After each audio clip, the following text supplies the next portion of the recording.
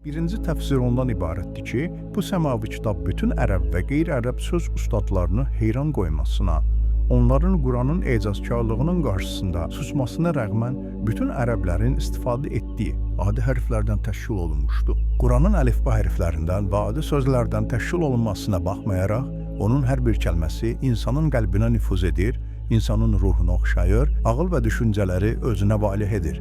Cümlələr arasındakı tərtib, söz sırası, dilçilik baxımından ən yüksək səviyyədədir. Quran-Kərim ən dolğun mənanı ən gözəl sözlərlə ifadə etmişdi.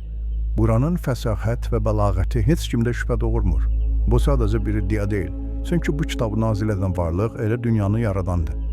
Bütün insanları ona nazil etdiyi kitaba qarşı mübarizəyə səsləyərək bildirmişdir ki, əgər bacarırlarsa onun kimisini və ya heç olmasa onun surələrinə bənzər bircə surə ortaya çıxarsınlar.